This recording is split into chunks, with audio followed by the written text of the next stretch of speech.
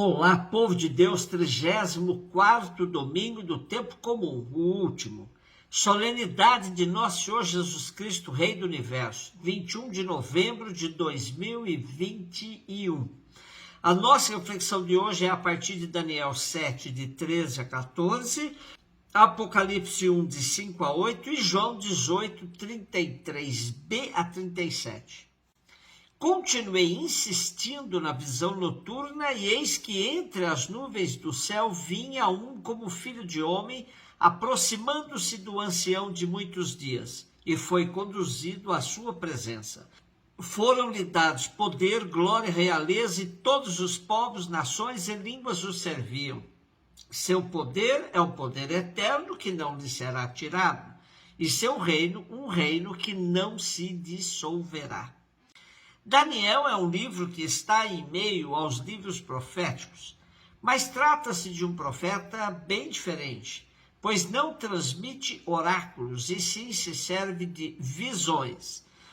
Hoje há um relato da aparição das nuvens, um filho de homem, de origem, portanto, transcendente. Ele vem de Deus, pertence ao mundo de Deus. Recebe de Deus um reino com as dimensões do universo. Todos os povos e nações o serviram. E um poder que não é limitado pelo tempo nem pela finitude que caracteriza os reinos humanos. O seu poder é eterno, não passará jamais, e o seu reino não será destruído. Com o anúncio do aparecimento sobre as nuvens desse filho de homem, o autor do livro de Daniel anuncia aos crentes perseguidos por Antíoco IV Epífanes a chegada de um tempo em que Deus vai intervir no mundo, a fim de eliminar a crueza, a voracidade, a ferocidade, a violência que oprimem o povo. Em contrapartida, Deus vai devolver à história a sua dimensão de humanidade, possibilitando que o povo seja livre e viva na paz e na tranquilidade. Para a teologia judaica, esse filho de homem que há de chegar para instaurar o reino de Deus sobre a terra será o Messias, o ungido de Deus. A sua intervenção irá pôr fim à perseguição dos justos e possibilitar a vitória dos santos sobre as forças da opressão e da morte. É esta esperança que anima os corações dos crentes na época imediatamente anterior à chegada de Jesus. Apocalipse 1, de 5 a 8. A vós, graça e paz da parte de Jesus Cristo, a testemunha fiel, o primeiro a ressuscitar dentre os mortos, o soberano dos reis da terra. A Jesus que nos ama, que por seu sangue nos libertou dos nossos pecados, e que fez de nós um reino, sacerdotes para seu Deus e Pai, a ele a glória e o poder em eternidade. Amém. Olhai, ele vem com as nuvens e todos os olhos o verão, também aqueles que o traspassaram. Todas as tribos da terra baterão no peito por causa dele. Sim, amém. Eu sou o Alfa e o Ômega, diz o Senhor Deus, aquele que é, que era, que vem, o Todo-Poderoso. Apocalipse significa manifestação de algo que está oculto.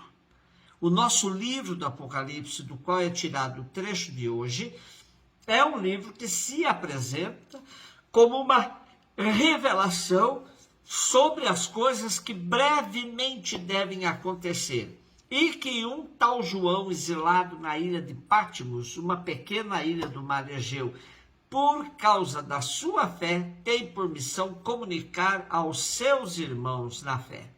O contexto é o da fase final do reinado do imperador Domiciano, por volta do ano 95. As comunidades cristãs da Ásia Menor vivem numa grave crise interna resultante das heresias, da falta de entusiasmo, da fraqueza, da indiferença, do medo de dar testemunho da própria fé. Por outro lado, há também uma crise que resulta de causas externas, sobretudo da violenta perseguição que o imperador ordenou contra os cristãos.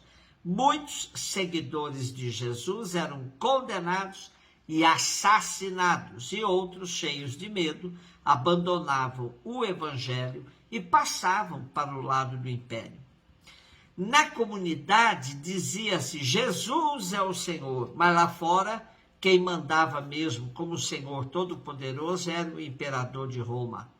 É nesse contexto de crise, de perseguição, de medo, de martírio, que vai ser descrito o Apocalipse.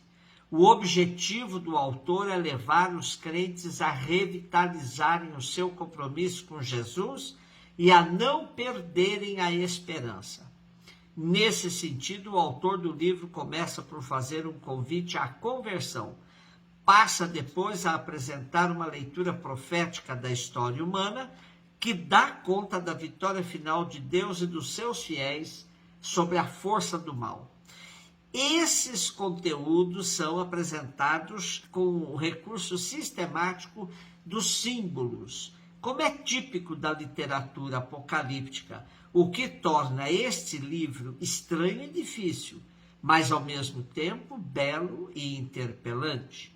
Nosso texto de hoje apresenta-nos alguns dos primeiros versículos do livro do Apocalipse.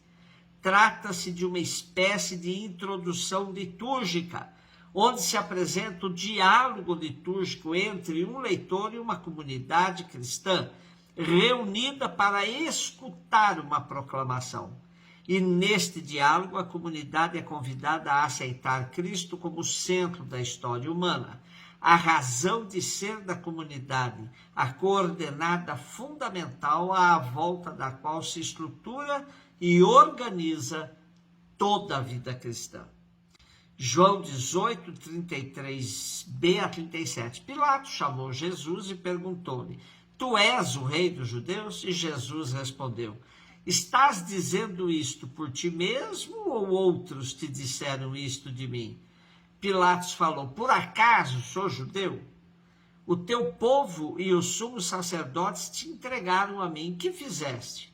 Jesus respondeu: Meu reino não é deste mundo. Se o meu reino fosse deste mundo, os meus guardas lutariam para que eu não fosse entregue aos judeus. Mas o meu reino não é daqui. Pilatos disse a Jesus: Então tu és rei? E Jesus respondeu: Tu dizes que eu sou rei.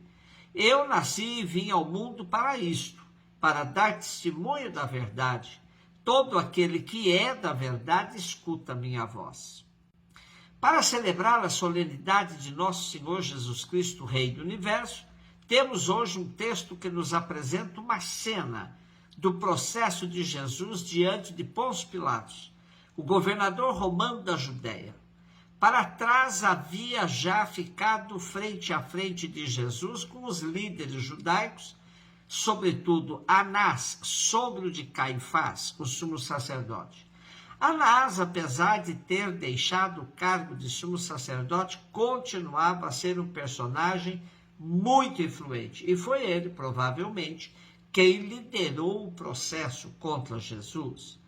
Pôncio Pilatos, o interlocutor romano de Jesus, governou a Judéia e a Samaria entre os anos 26 e 36. As informações que temos dele é que se trata de um governante duro e violento, obstinado e áspero, culpado de ordenar execuções de opositores sem um processo legal.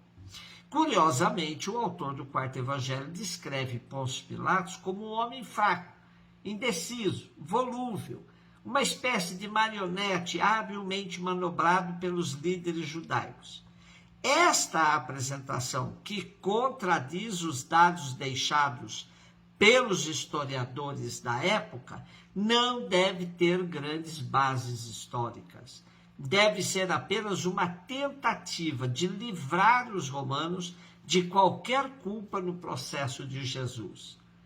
Na época em que o autor do quarto evangelho escreve, por volta do ano 100, não era conveniente para os cristãos acusar Roma, afirmando a sua responsabilidade no processo que levou Jesus à morte. Assim, os escritores cristãos da época preferiram amenizar o papel do poder imperial e, por outro lado, fazer recair sobre as autoridades judaicas toda a culpa pela condenação de Jesus. Inocentar o império no processo de morte de Jesus é desconhecer a realidade política da época. As autoridades judaicas lideraram o processo contra Jesus, mas contaram plenamente com a conivência do Império Romano. As autoridades judaicas não conseguiram ver em Jesus o Filho do Homem anunciado por Daniel, mas sim alguém que poderia ameaçar o seu poder. Para Pilatos, Jesus deixa claro que não está interessado em poder, pois seu reino não é deste mundo. De nada adiantou, pois Pilatos, acossado pelas autoridades judaicas, acaba cedendo e dando continuidade ao processo de morte que levará Jesus até a cruz. Para nós, o reinado de Jesus é uma esperança, é uma utopia de que um dia possamos viver na verdadeira paz como fruto da justiça.